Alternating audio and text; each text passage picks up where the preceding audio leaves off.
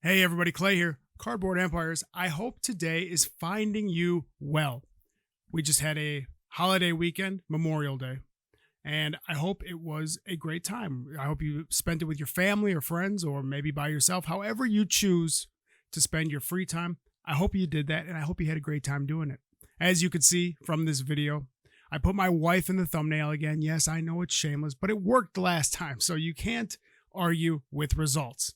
And hey, if that's what you guys want, apparently this channel is going to slowly turn into half woodworking and tools, and the other half, I guess, videos of my wife. I don't know. But again, at the end of this video, I'm going to put the little video in of me getting my wife to model for the thumbnail. So that was pretty fun. I don't know, I like it because when I watch the video, I get to watch the video of my wife over again, and it's a little bit of a treat for me as well. So hopefully you guys like that. So today we're going to talk about, I have a tool of the day. We're going to talk about something interesting. I'm going to keep it a little bit of a secret until we get there. It's coming up quick. A little bit of a Battle Styles market look, maybe a little bit of a prediction for chilling rain. And I'm going to end today talking about competency. So first of all, the tool of the day. And listen, before you guys give me any shit about this, I understand, okay? This is a cheap hand plane. Yes, I get it. But it's a hand plane nonetheless. So we're going to talk about the Stanley SB4 today. The 4 is the number 4 is in reference to the length of the plane. This is not a special hand plane. It's actually a very cheap hand plane. And if you don't know much about planes, then this probably means nothing to you. If you came here to talk about Pokemon cards, then just hang on a second. Yes, this is a very cheap plane, but think about where you get this plane from. You get this plane from like Menards. You get it from Amazon. Okay, so look at the handles on this plane. They're plastic. It's meant to be a construction plane. It's meant to be like a rough carpentry plane. It's not meant to be a fine woodworking plane. It's not meant to be like a fine jointer or something. This is meant to knock down little high spots on door jambs, or to take down maybe 1/4 of an inch off of a door or something very rough. It's not, in the carpentry. Maybe let me explain why I'm so defensive right off the bat. If you have no idea what I'm talking about, in the carpentry community, some people are very galvanized when it comes to hand planes, and some people like this plane, some people don't. It's a cheap, rough, construction grade hand plane as far as I'm concerned. If you can use it for fine woodworking, but you're going to have to do a lot of work to get this thing in the shape it needs to be to do like the really fine detail work. You're going to need to sand down the base plate to make it perfectly level. You're going to need to sharpen the living heck out of the blade, which is not in this right now. So I wouldn't recommend using it. Just go out and spend the $200 to get like a fine, nice woodworking hand plane, if that's what you're looking for. But if you don't know anything about hand planes, they're very useful tools. I would recommend looking into it. If you have some wood, like if you have, for example, in the summer, if you have a door that you like is hard to shut, or when you try to open it, it pops open. It goes bong when you open it. That's because the wood has swelled to a point where it's fitting tighter in the doorway. So with the hand plane, you can knock down the bottom of the door. You can knock down the top of the door. You can give that door a little bit of extra room so that it'll open easier. Boy, I spent a lot of time talking about tools. I better get to Pokemon. First up on the list today, as far as Pokemon goes, is we're making a splash out here, boys and girls. And I'm of two minds about this, okay? So let me explain. People are watching, other Pokemon YouTubers are watching my videos, and they are making videos that, boy, they sure seem like response videos or maybe defensive videos. And here's why I'm of two minds of this. First, if you are a Pokemon YouTuber and you're watching my video and you're feeling like attacked, don't be. Chances are I'm not talking about you. And I can say that confidently because when I talk about like issues that I have with Pokemon YouTubers, it's not one person that I'm like thinking of, or trying to call out specifically. I watch tons of Pokemon videos, and the person presenting the material starts to become like an amalgamation in my mind. So like I'll watch this video and this guy's doing something that kind of irritates me, and this guy's doing something that is kind of iffy, and then they all kind of mold together in my mind, and it just becomes like this one big amalgamation of things that I have problems with. So if you're feeling personally attacked, please don't be. That's not who I am. I'm not really trying to make anybody feel uncomfortable or attacked. I'm just, when something bothers me, I kind of point it out, and maybe I should be a little bit more careful in the future doing that. But on the other hand, I will say this. I don't have a huge problem with that, because some people, please, again, don't get defensive, don't take offense, but I have heard Pokemon YouTubers talk out of both sides of their mouth. And I don't want people to get defensive or feel bad. Listen, I get it. Internet criticism sucks. It's why I spend as little time as possible in the comments section of my videos, because 99% of the comments are amazing. The people in my comment section are incredible. They'll make you feel good. Like, they'll say nice things about you. Like, you're the man. This video is awesome. And they'll engage with the content. They'll be like, yeah, man, I agree with that. And then, and then there's like that 1%, or it's even small. It's like the 0.01% who just come to say something stupid. And for whatever reason, I don't know if it's like the human psyche, I don't know what the reason is, but that 0.01%, that's what here's how I picture it in my mind. Like, your day is going along and you're feeling good, you're feeling happy, and it's kind of like spinning a basketball on your finger. And you're like, you're feeling the groove of the day, you got that energy, that momentum, that excitement of the day, and you're spinning that basketball, and that 0.01%, that one stupid comment, it's not enough to, I was going to say a bad word, screw up your whole day. It's not enough to put you in a bad mood, but it is enough to flick that basketball and have it start to just wobble slightly. And for me, I don't want my basketball wobbling. I want my basketball to stay spinning fast and upright. Hopefully that makes sense to people. It makes sense in my mind. Hopefully it makes sense to you. So that's why I say I'm not here to flick anybody's basketball. I'm really not.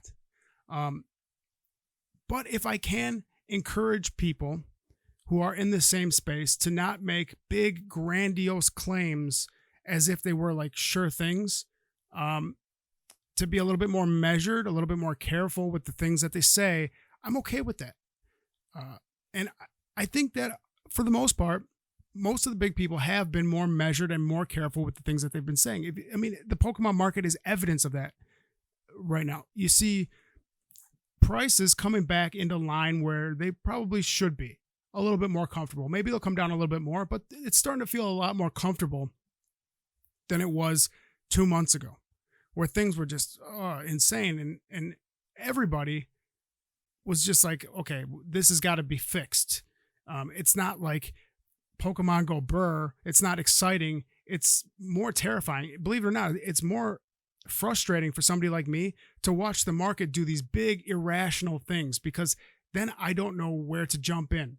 I don't know what slipstream I'm trying to catch when things are just going nuts all over the place. I have to stand back and I have to wait. But if things are moving at a predictable pace, and then you can kind of fall back into that, your old methods of kind of predicting what's going on. So, if we can kind of encourage a more productive atmosphere in the investment community on the Pokemon side of things, I'm okay with that. That makes me happy. But yeah, I'm not really into firing shots at people, seriously. So let's talk about battle styles. We're talking about the prices of the Pokemon market kind of falling into more comfortable areas. Battle styles, I think, is evidence of that, where you have the single cards, like the really high, rare cards like the Tyrannitars and stuff. The prices on those are fairly stable. The Tyranitar is sitting around $100, and it has been for a long time. It hasn't moved that much. While you see products like the ETBs and the booster boxes fluctuate much more and have come down quite a bit in price.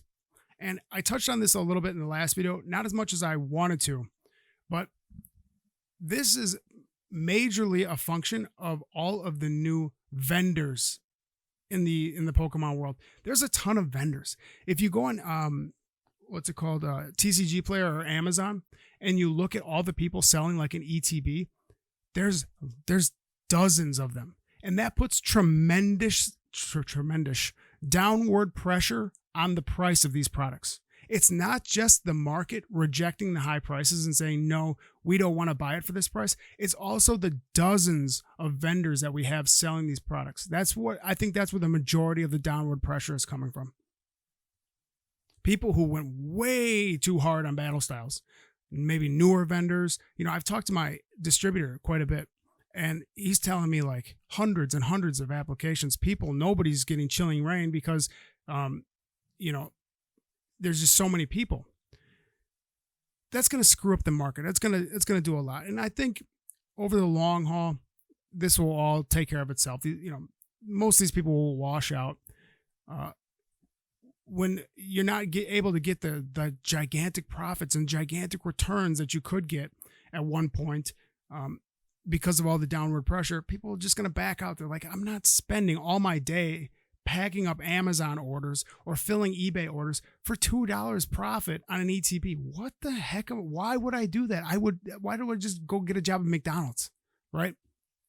So that stuff will take care of itself. It is quite interesting though. And so I want to finish up today with a rant about competency, and this ties into the Pokemon market talk a little bit. But I really want to drive this point home, and I hope people listen to this. If you're a professional out there, even if you work at Starbucks, I don't care what you do, be competent at what you do. And I can't tell you how many times I've had this. This is so frustrating. Most recently, it's been with landscaping. I've been talking to landscapers, and it's almost like they don't know what they're doing, or they don't know what their job is. They don't know what their business is. I'll tell a guy, like, I don't care what you do. I'll give you $10,000 and you make this house look pretty. That's it. That's all I want. I don't give a shit what you do to the house. Just make it look pretty. Make it look like a magazine cover. I don't care. And okay, maybe it's the contractors I'm talking to. Maybe I should be talking to like new construction contractors. Maybe I'm talking to the wrong guys. Maybe I'm talking to weed pullers and lawnmowers. But I can't tell you how many times I've had a landscaper look at me and say, well, what do you want done? And it's not just it's a contractor. It's not just landscapers. It's everybody. Accountants. I've had lawyers I've had to walk through their friggin' job. Lawyers who charge $500 an hour who are, for all intents and purposes, incompetent. Again, not trying to make anybody feel bad, even though I'm using pretty harsh language. So I just, somebody who's competent at their job is such a jewel, such a gem. If you can figure out how to be that person who's competent at your job, you will be invaluable to the people who employ you or your customers. So, take that for what you will. Maybe take it with a grain of salt. This has been my experience working with professionals from all walks of life, through all different industries. Professionals in, like I said, landscaping, like highly paid white collar professionals, even architects. If you are a highly paid person, if you're charging $100 an hour, $500 an hour, you should be taking the reins. If you're an accountant and I come to you and I'm like, okay, here's all my tax documentation, you should not need me to tell you all the tax loopholes that I want to employ. You should be on top of that. I should be able to just throw my papers at you, walk out the door, and you're on it. So, just a side rant. I don't know. These things come up in life, and I thought maybe somebody out there will benefit from this little chunk of wisdom. If you can be that competent person in your field of industry of work, then you will be a jewel. You will be very appreciated. I promise you this. So thanks for watching the video. Hope you had a great day. I'll catch you next time and cue the video of my wife posing for the thumbnail. Thanks, guys.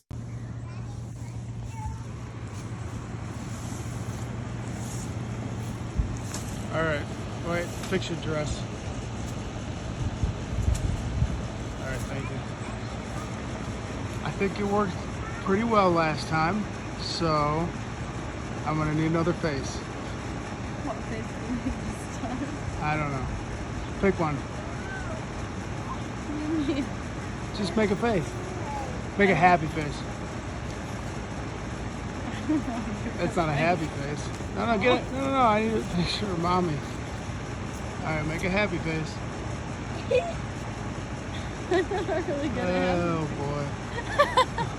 That's a pretty happy face. That's better. Alright. I think that works. Thank you.